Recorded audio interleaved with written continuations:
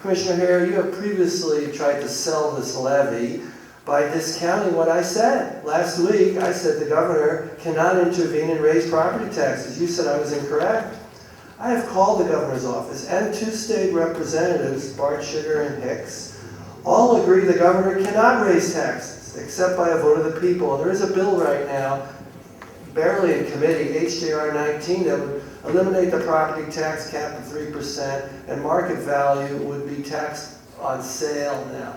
A statewide measure that the voters would have to approve, and then each county could do whatever they wanted.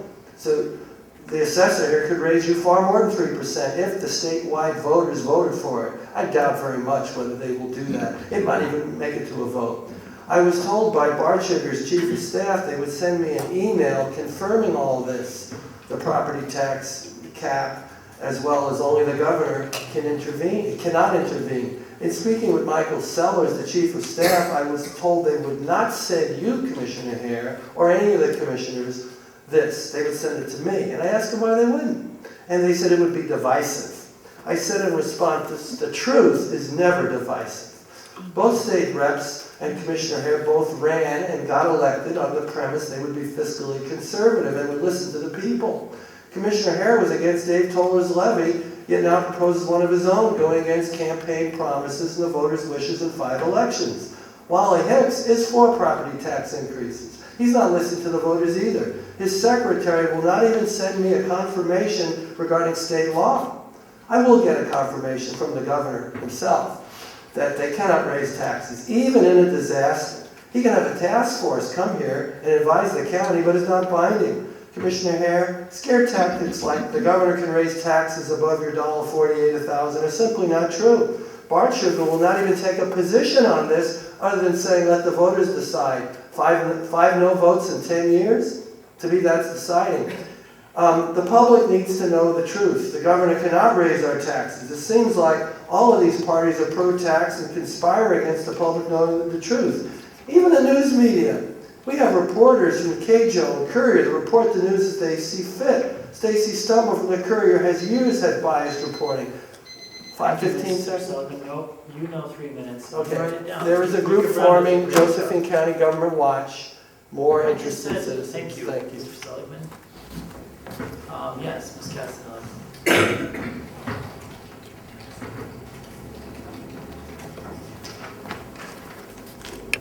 Sandi Cassanelli, Merlin, Oregon. Here in Josephine County, Oregon, it seems that our Board of County Commissioners is progressively disregarding the Oregon revised statutes and the Oregon administrative rules regarding public meeting rules. It seems that the media and the citizens are really getting less and less information as time goes on. I'll give you a for instance. For instance, yesterday, February 19th, 2013, there was at 9 a.m. there was a public hearing in the matter of a claim by an owner regarding livestock. This was advertised as a public hearing, but I did a search for this notice in the Courier and I didn't see any. Also, I understand that there was no documentation provided to the public at the time of the meeting. This is getting progressively worse, where the board is passing things without the public knowing anything about it.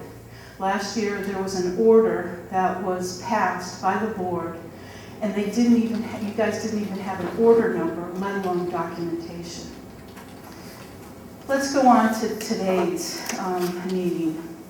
You know, I really appreciate the fact I went before the meeting and asked the finance office and the Board of County Commissioner staff for some of this information.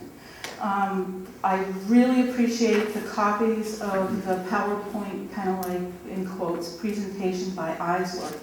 But what I want is I want the report. I don't want just graphs showing what, you know, a generalized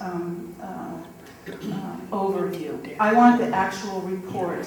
And I was told that it probably will not be placed on the website. So here you are, you know, presenting an audit report, and the public does not have this information. We go to the mid-year financial review report.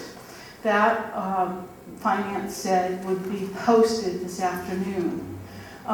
This is a presentation again where the citizenry doesn't really know anything about it. How can we comment intelligently when we have no information? I appreciate the treasurer's report being online, and also in the consent calendar, with the approval of minutes, and there's something called levy, February 5th, 2013.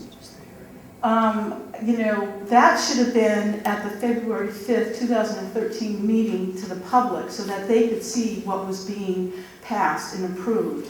Also, it says there's a supplemental budget, but we didn't get any information on that. Thank you.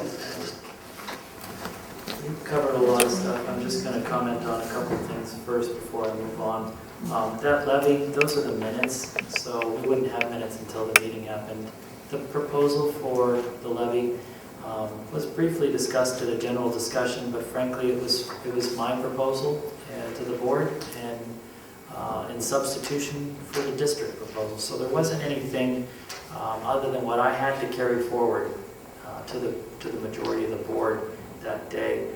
I think that it was mentioned here under the 2011-12 audit presentation. The financials are available on the county website. I don't know, we try to do that, or maybe that's what's going to be available this afternoon, but I know that a lot of that stuff is available in the finance office and the board's office. We should definitely try to get you a copy of the CAFR. I have one right here. Yeah, it's not going to be cheap. It's 128 pages, I think. It's riveting. 134. Try it this weekend. It'll put you to sleep just like the audit.